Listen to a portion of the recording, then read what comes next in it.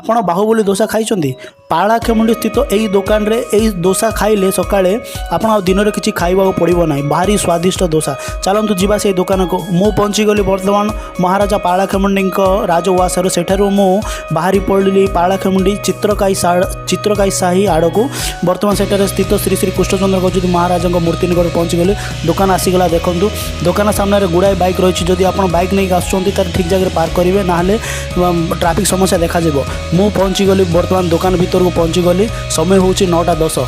ଏଠି ଏତେ ଭିଡ଼ ରୁହେ ଯେ ଦୋସା ଖାଇଲେ ଆପଣ ଭାଗ୍ୟବାନ ମନେ କରିବେ। କାହିଁକି ବୋଲେ ଆପଣଙ୍କୁ ସାଙ୍ଗେ ସାଙ୍ଗେ ଦୋସା ଅର୍ଡ଼ର କରିବା ସାଙ୍ଗେ ସାଙ୍ଗେ ଆପଣ ତାହା ପାଇବେନି। କିଛି ସମୟ ଆପଣଙ୍କୁ ଅପେକ୍ଷା କରିବାକୁ ପଡ଼ିବ।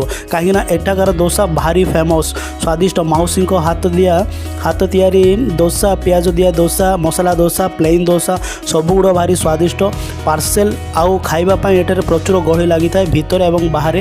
ମଉସା ଦେଖନ୍ତୁ, ମଉସାଙ୍କର ଆଜି ଦେହ ଖରାପ ଥିବାରୁ ସିଏ ଆଲାଉ କରୁଛନ୍ତି ଅନ୍ୟ ଯିଏ ରେଗୁଲାର କଷ୍ଟମର ସେମାନେ ମଧ୍ୟ ନିଜେ ବାଡ଼ିକି ମଧ୍ୟ ଖାଆନ୍ତି। ମୁଁ ବର୍ତ୍ତମାନ ଗୋଟେ ଦୋସା ଅର୍ଡ଼ର କରୁଛି। ଦୋସାରେ ଦେଖନ୍ତୁ 3 ପ୍ରକାର ଚଟଣି, ଟିକେ ଉପମା ଦିଆ ଦୋସା, ଭାରି ସ୍ୱାଦିଷ୍ଟ, ବହୁତ ବଡ଼। ଏଠାରେ ଥରେ ଖାଇଲେ ଏଇ ଦୋସାକୁ ମୁଁ ବାହୁବଲି ଦୋସା କୁହେ। ଦେଖନ୍ତୁ ଭାରି ସ୍ୱାଦିଷ୍ଟ। ଯଦି ଭିଡ଼ିଓଟି ଭଲ ଲାଗିଲା ତ ଲାଇକ୍, କମେଣ୍ଟ, ସେୟାର କରିବେ, ସବସ୍କ୍ରାଇବ୍ କରିବେ।